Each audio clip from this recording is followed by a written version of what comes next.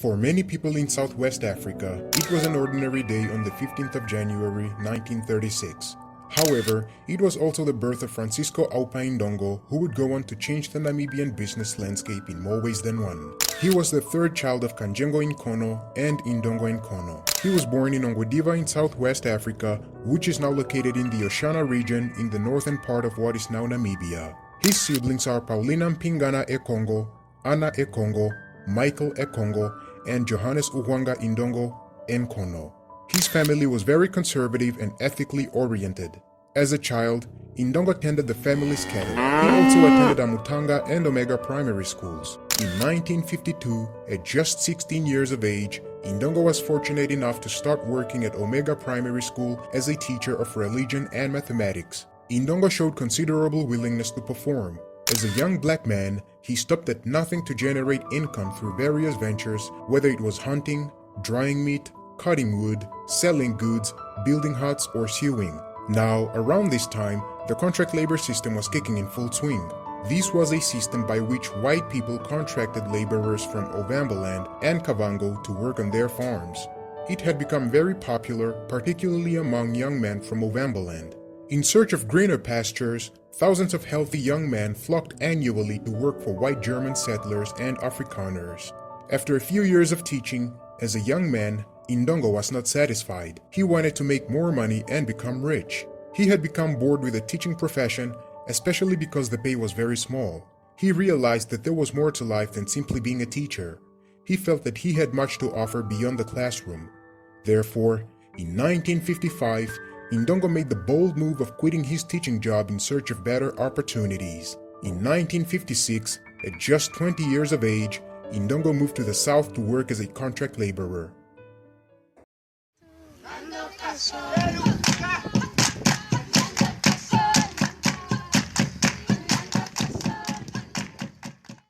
With a sense of purpose and determination, Indongo decided that it was now the time to work hard.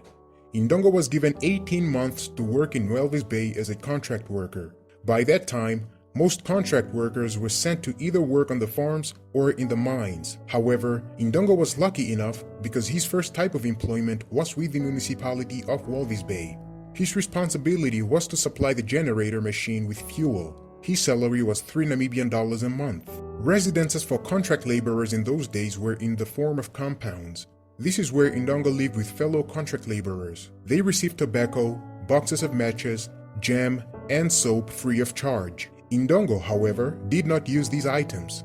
In a clear demonstration of his entrepreneurial spirit, he, instead, sent them to his sister Paulina to sell them for him. While Indongo did his main job at the municipality of Walvis Bay, he often did piecework, taking on multiple jobs at the same time. In 1957, to supplement his income from contract labor, he used his spare time to make bricks for Mr. Martin Billy. His wage was 10 cents per 1,000 bricks. Indongo applied himself so much to this side hustle, so much that he could make 5,000 bricks a day, and for this, he was paid 50 cents a day. His fellow workers were unable to make so much each day. In other words, no one could compete with me, he says.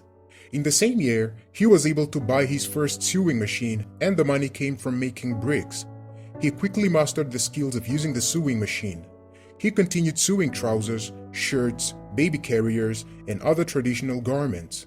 He first sold these items in Walvis Bay, but he soon developed a good idea of sending the sewed items to Oranjemund for them to be sold there. He sent them by mail. There were so many contract laborers from Ovambaland who needed these items badly. These items sold quite well, and Indongo was able to get better returns from customers in Oranjemund than the ones in Walvis Bay.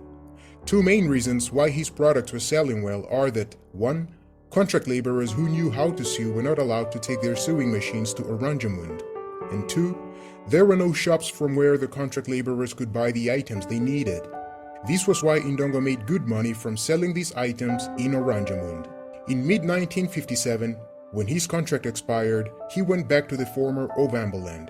In 1958, however, he returned to Walvis Bay.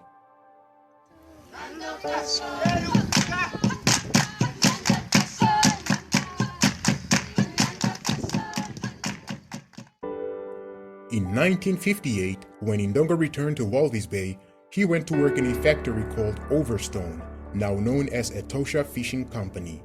He worked in the canning division, putting fish on the conveyor belt for canning.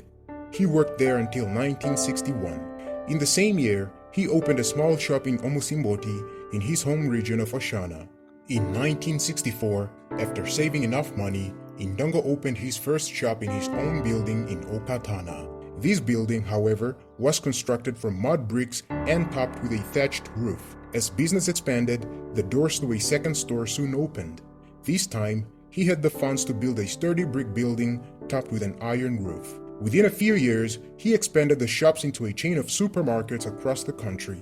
Not long after, Indongo began investing in real estate property across Namibia, including prominent locations in Swakopmund, Tsumeb, Walvis Bay, Otjiwarongo, and Windhoek. With increasing entrepreneurial success, Indongo expanded his portfolio in the areas of car and food retail, fishing, agriculture, and tourism. Indongo entered politics in the 1970s as a leading member of the National Democratic Party, which became part of the Democratic Turnhal Alliance following the completion of Turnhal Conference in 1977. At the Turnhal Conference, Indongo was an important member of the Ovamboland delegation. He was Minister of Economic Affairs in the Ovambo Legislative Assembly from 1975 and from 1980 a minister in the Ovambo Second Tier Representative Authority.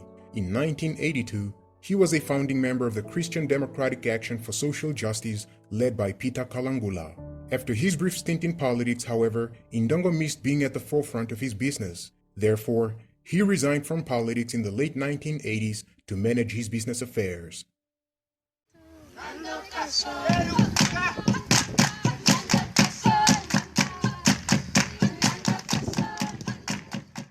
Since 2000, Indongo gradually withdrew from business activities. In recognition of his life's work, the University of Namibia awarded him an honorary doctorate in business administration in 2001.